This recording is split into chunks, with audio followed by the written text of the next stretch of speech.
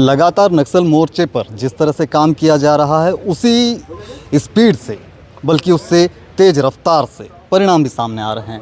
लगातार नक्सल प्रभावित ज़िलों की तरफ हम नज़र उठाकर देखते हैं तो जितने नक्सली मारे जाते हैं, जितने नक्सली गिरफ्तार किए जाते हैं, उसी अनुपात में माओवादी सरेंडर भी करते जा रहे हैं। हिड़मा के मारे जाने के बाद, रूपेश और सोनू के सरेंडर किए जाने के बाद आप देखिएगा सरेंडर की संख्या ज़्यादा बढ़ती जा रही है। नई नई तरह की बातें पता चल रही हैं। आज यहाँ पर बीजापुर में जो 41 माओवादी सदस्यों ने मुख्य धारा से जुड़ने का फैसला लिया है, और आज दिन कौन सा है? आज संविधान दिवस है।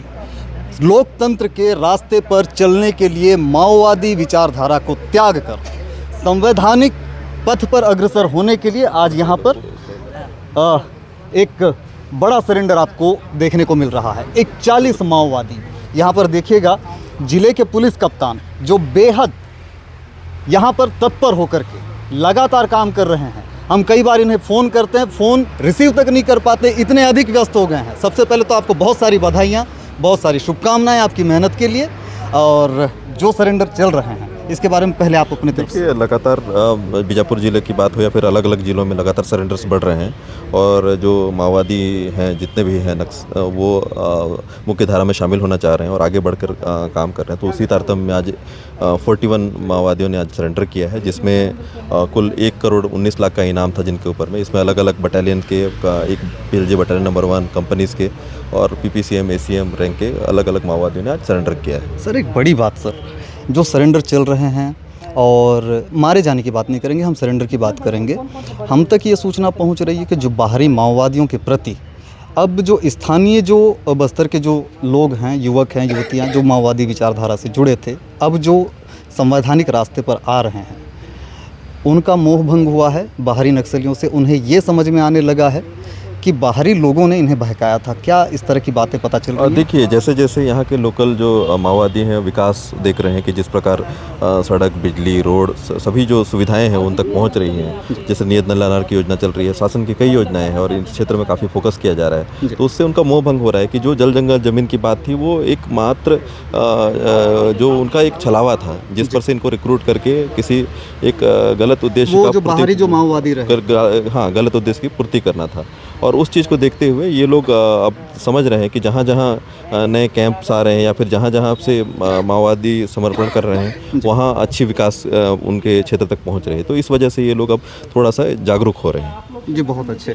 और इस तरह से जब हम देख रहे हैं लगातार माओवादी सरेंडर कर रहे हैं, इतने बड़े माओवादी मारे जा रहे हैं, गिरफ्तार किए जा रहे हैं, अभी बटालियन की बात आ जाती है जो माओवादियों की सबसे खूंखार टीम मानी जाती है, तो उसके बारे में क्या कहें? देखिए, अभी अब रिसेंट डेज में आपने देखा होगा कि जो बटालियन PLJ बटालियन नंबर 1 जो उसका इंचार्ज अर्लियर जो इंचार्ज हिड़मा माड़वीड़, वो भी न्यूट्रलाइज हुआ है। उसके साथ में जो राजे है वो भी न्यूट्रलाइज हुई है। इसके साथ में कई लोग सरेंडर भी किए हैं और कई लोगों को अरेस्ट भी किया गया। तो इस प्रकार से जो PLJ बटालियन नंबर 1 भी पूरी तरह से अब ख़त्म होता जा रहा है। लोग जो मुख्य धारा में जुड़ना चाह रहे हैं वहाँ जितने भी थे नंबर्स जिनके भी थे, और अलग अलग जैसे आज हमारे यहाँ भी सरेंडर किया है, इस प्रकार अलग अलग जिलों में भी सरेंडर्स हो रही हैं, अलग अलग राज्यों में सरेंडर हो रहे हैं। तो ओवरऑल कहीं ना कहीं वो PLJ बटालियन नंबर 1 धीरे धीरे डिमिनिश होते जा रहा है। एक बड़ी बात सर, आखिरी बात करते हैं। केंद्रीय गृह मंत्री अमित शाह ने 2026 का मार्च की 31 तारीख को डेडलाइन तय किया है।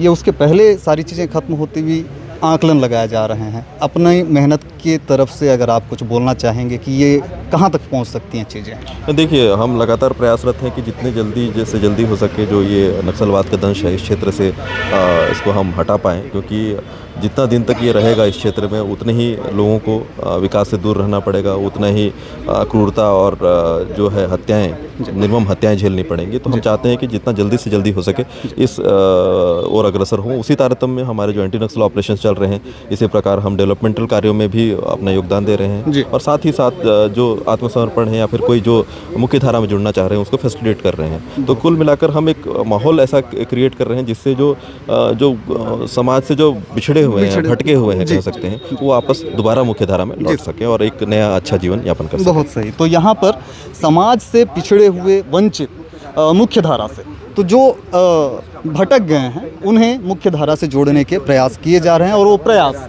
परिणाम भी लेकर आ रहे हैं। सर हिंदी बात करने वाले कौन होंगे? आप लोग होंगे हिंदी बात करने वाले, क्या नाम हो गया?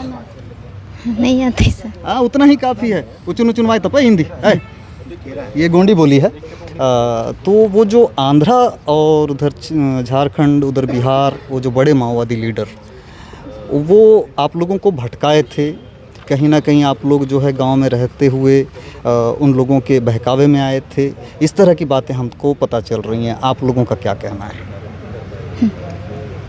ऐसा कुछ पता चल रहा है? मतलब ऐसा कुछ है, बातचीत हो रहा है संगठन में?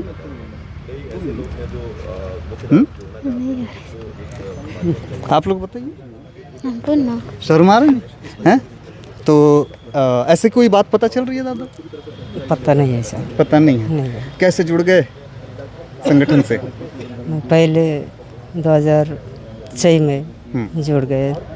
उस समय जुड़ूम था, इधर जुड़ूम। जाना जुड़ूम समय में इधर उधर कहाँ जाना बोल के। उस समय वहाँ तो नक्सली बहुत है, इसलिए उस साइड गए, भटका रहे उस समय क्या? रास्ता। ऐसे उस समय भी ऐसे दमन था रहने से, थोड़ा कि कहाँ जाना बोल के सोचा, उस साइड गए नक्सली तरफ। हाँ।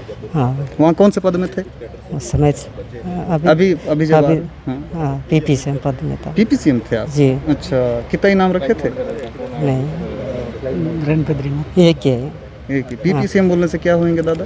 वो तो पीपी से प्लाटून कमिटी बोलते हैं। अच्छा अच्छा, प्लाटून बटालियन वाले? नहीं नहीं, हाँ, प्लाटून वाले। हाँ प्लाटून। अच्छा अच्छा, ठीक है।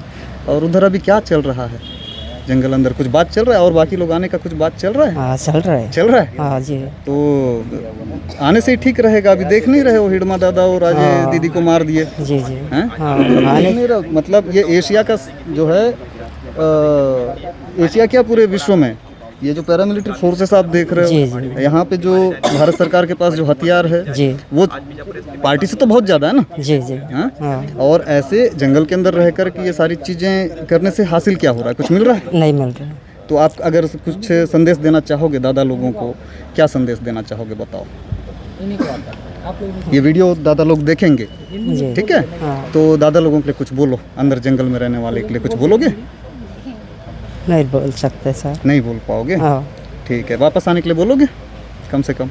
वो आएगा।